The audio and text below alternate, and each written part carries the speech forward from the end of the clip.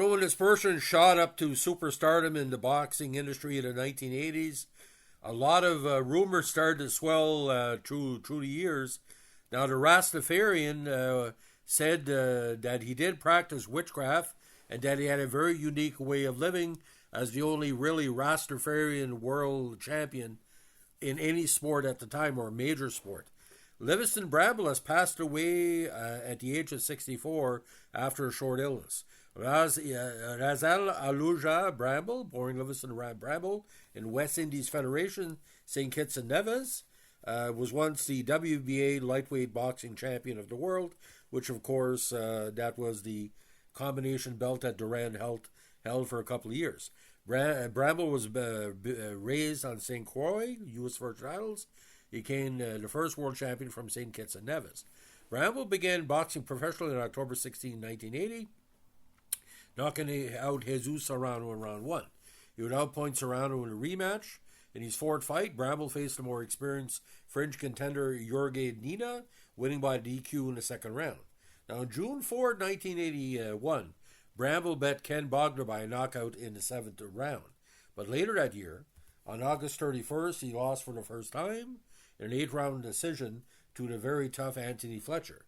After that defeat, he built a streak of 13 wins in a row, including wins over former world title challengers James Buscemi and Canadian Gaetan Hart, as well as top-ranked fighters like Jerome Artis and Raphael Williams.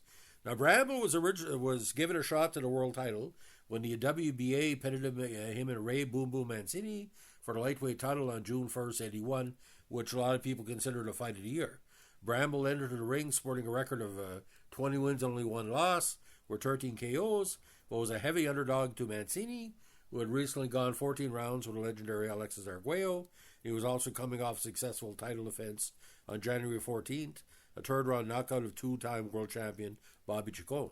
Furthermore, talks about a super fight between Mancini and Aaron Pryor were already underway. Nevertheless, Bramble cut Mancini in round one and went on to become the WBA World Lightweight Champion by a 14-round knockout in the Buffalo match.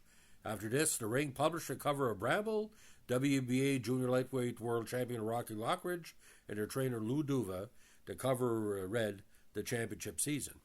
After defeating Edward Corrette by a 10-round decision non-title bout, Bramble met Mancini in a rematch on February 16, 1985. In what marked the debut of the CompuBox scoring system, Bramble defeated Mancini by extremely close but unanimous 15-round decision to retain the world title at Reno in front of a HBO boxing audience.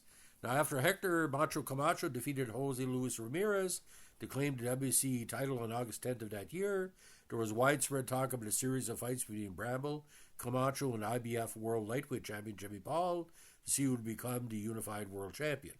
Exactly 1 year after defeating Mancini for the second time, Bramble defeated the WBA's number one challenger, Tyrone Crowley, by a knockout in round 13. Now, you have to remember, title fights back then were 15 rounds. Now, Bramble's next defense was supposed to be a prep fight for him to meet Camacho. He and Camacho each defended their crowns on September 26th. It was named a preamble to Bramble. However, in what many saw as a surprise, Bramble lost this title to former WC lightweight champion Edwin Rosario, who knocked him out in a stunning 2 rounds at Miami. After this loss, Bramble never regained his status as a top lightweight.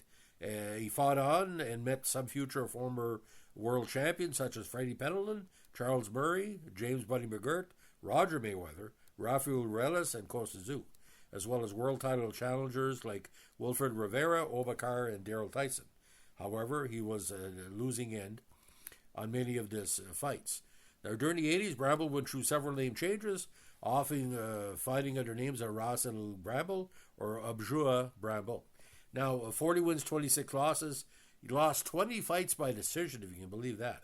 Now, ironically, his attitudes outside the ring drew more interest as his career went on.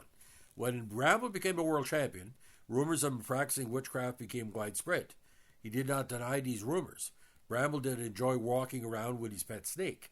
He used to walk in the boxing ring with one in his neck, and he was pictured again on the cover of a ring with his snake. In 1985, Bramble stated that he hates chickens and he strangles them.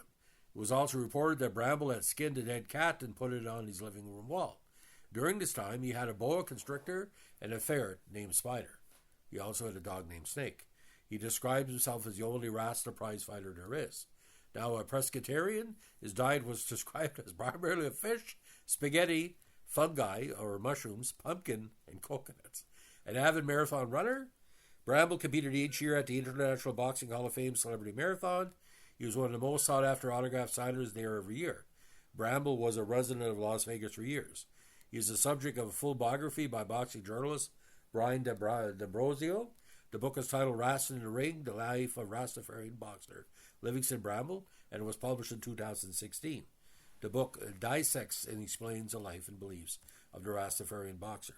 Now, Bramble died on March 22nd, 2025, at the young age of 64. Now, you got to understand, ladies and gentlemen, the lower weights, Duran and Esteban de Jesus and Sugar Ray Leonard, Benitez, that was a glorious time between 1978 and about 1986, and Camacho was also around at the time. Now, Livingstone Bramble, if he would have been, helped better, he probably would have fought more often against less, talented opponents. But Bramble would not turn down a fight, and all the boxers he took on were good contenders. But it came to a point he was a workmanlike fighter. And like I said, not to dissuade him, but the lightweights after Duran left the division were kind of an upheaval. But Boom Boom showed up in Livingstone, and in boxing history, if you were a big fan of boxing in the 70s and 80s, this is a sad time for you, because Livingstone Bramble, if anything, was good value for everything he did. He was an interesting character. He was charismatic.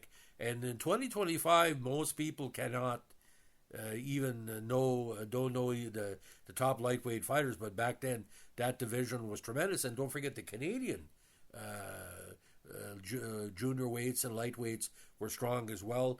Gaetan Hart, but you got Aaron Pryor, and you got Livingstone Bramble, Boom Boom Mancini, Camacho. My God, the lightweights of that era, like in the 70s and 80s, that was sometimes bigger than heavyweights. I know that's strange to say, but there was more top contenders for the lightweight titles than there was top contenders for the heavyweight. Heavyweight, about 7 or 8.